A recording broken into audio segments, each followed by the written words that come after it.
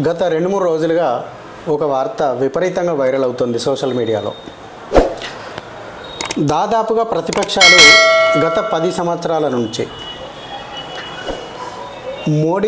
ప్రధానమంత్రి మోడీ గారు కేవలం ఇద్దరు వ్యక్తులకు దోచిపెడుతున్నారు అంటూ విపరీతంగా ట్రోల్ చేస్తున్న సంగతి మనకందరికీ తెలిసిందే.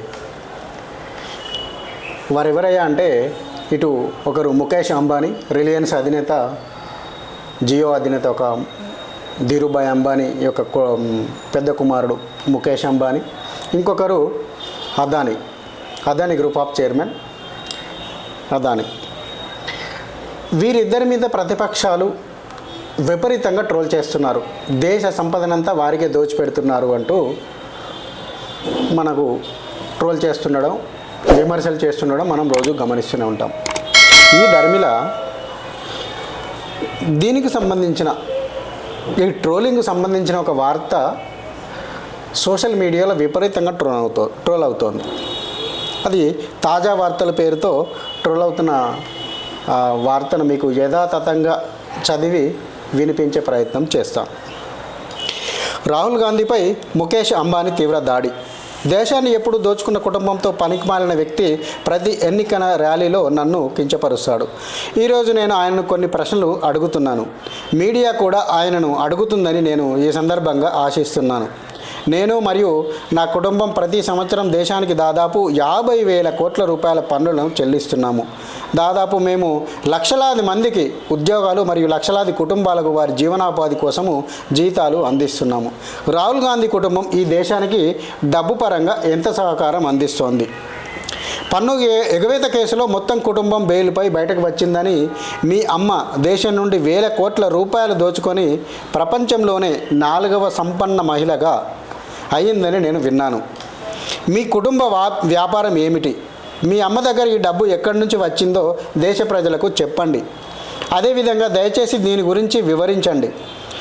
మేము గత 40 సంవత్సరాలుగా బ్యాంకుల నుండి రుణాలు తీసుకుంటున్నాము మరియు మేము దానికి సంబంధించి వడ్డీలు కూడా లక్షలాది రూపాయలు చెల్లిస్తున్నాము. మాలాంటి ప్రతి పారిశ్రామికవేత్త, వ్యాపారి మరియు వ్యాపారవేత్త రుణాలు తీసుకుంటారు మరియు హామీలు కూడా ఇస్తారు. అందుకే బ్యాంకులు పేదలకు ఎఫ్డీలపై కూడా వడ్డీ చెల్లిస్తాయి. ఎఫ్డీలపై వడ్డీలు చెల్లిస్తాయి. మీలాంటి నాయకులు, మీ బావగారు బ్యాంకుల్లో వడ్డీ లేని రుణాన్ని ఎందుకు తీసుకున్నారో చెప్పండి. ఆయన చేసే వ్యాపారం ఏమిటి? ఈ వ్యాపారం ఏ దేశంలో నిర్వహిస్తుంది? మీకు ఏ దేశాల్లో ఎంత ఆస్తి ఉంది? మీరేమైనా చెప్పగలరా? అదేవిధంగా మీ బావ 15 ఏళ్ల క్రితం 1,00,000 రూపాయలతో ఏ వ్యాపారాన్ని ప్రారంభించాడు? 10 ఏళ్లలో 10,000 కోట్ల ఆస్తికి యజమాని ఎలా అయ్యాడు? అతనికి అంత డబ్బు, భూమి ఎక్కడి నుండి వచ్చాయి? లండన్లో 2 బంగ్లాలు, 6 ప్లాట్లు కొనుక్కోవడానికి మీ బావకి డబ్బు ఎలా వచ్చింది? నా ప్రియమైన దేశ ప్రజలారా, ఈ కుటుంబం విదేశీ ఏజెంట్ అని, ఈ పార్టీ దేశద్రోహులకు మద్దతు ఇస్తుందని తెలిసి కాంగ్రెస్కు బలవంతంగా విరాళాలు ఇవ్వడం నేను మానివేశాను. అప్పటి నుంచి నా పరువు తీస్తూ నా వెంటే ఉన్నారు. లేకపోతే నువ్వే చెప్పు మన్మోహన్ ప్రభుత్వ హయాంలో 5,000 కోట్ల ఢిల్లీ ఎయిర్పోర్ట్ మెట్రో కాంట్రాక్ట్ మరియు 3,900 కోట్ల ముంబై మెట్రో కాంట్రాక్టు అందుకున్నప్పుడు దానిని ప్రభుత్వ కంపెనీకి ఎందుకు ఇవ్వలేదు మీరు? అదేవిధంగా ఢిల్లీలో గతంలో డిఈఎస్యు డివిబి యొక్క 1,200 కోట్ల విద్యుత్ సరఫరా కాంట్రాక్ట్ను ఎన్టీపీసీ ప్రభుత్వ సంస్థకి బదులుగా సోనియా గాంధీ సిఫారసుపై షీలా దీక్షిత్ నాకు అందజేశారు.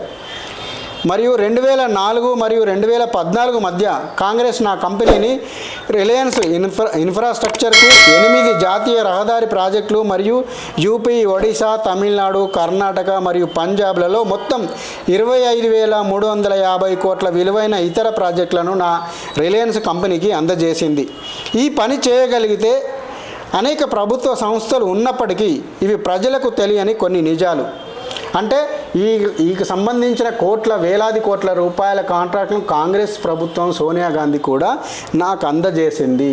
కానీ మీరు మాత్రము నన్ను ట్రోల్ చేయడానికి మాత్రమే ఎందుకు వాడుకుంటున్నారు అనే విధంగా ఒక సోషల్ మీడియా వాట్సాప్లో మరియు ఫేస్బుక్లో ఈ వార్త తెగ హల్చల్ అయిపోతుంది. నిజాలు ఎలా ఉన్నప్పటికీ, ఎందుకంటే ఒక వ్యాపారవేత్త ఎప్పుడు కూడా ఇలాంటి ఎదురు ప్రశ్నించగలిగే పని ఎప్పుడు చేయడు. ఎందుకంటే వ్యాపారవేత్తకు ఇటు మోడీజీ ఉన్న ఏ ప్రభుత్వం అయితే అధికారంలో ఉందో ఆ ప్రభుత్వంతో మాత్రమే స్నేహ సంబంధాలు కొనసాగిస్తారు. అలాగని చెప్పి ప్రతిపక్షాలను కూడా దూరం పెట్టడం జరగదు. అంటే వీరికి ప్రతిపక్షము కావాలి, ప్రభుత్వము కావాలి. ఎందుకంటే రేపు ఎవరు అధికారంలో ఉంటారో వీళ్ళకు తెలియదు కాబట్టి అందరితోటి సఖ్యతగా ఉంటూ అందరికీ ఏం కావాలో చూస్తూ ఉండడమే వ్యాపారి లక్షణం. కాకపోతే మాత్రం ఈ క్వశ్చన్ ఒకవేళ ఒక రకంగా రాహుల్ గాంధీ కనుక చేరినట్లయితే ఆయన దీన్ని ఏ రకంగా స్వీకరిస్తారనేది మనం వేచి చూడాల్సిన అంశం. కంటెంట్ కనుక నచ్చినట్లయితే ఈ కంటెంట్ను షేర్ చేయండి. అదేవిధంగా మీ బంధుమిత్రులందరికీ కూడా పంపండి, చూపించండి, లైక్ చేయండి. కింద మీ అభిప్రాయాలను కామెంట్ రూపంలో తెలియజేయడం మర్చిపోవద్దు. జై హింద్, భారత్ మాతాకి జై.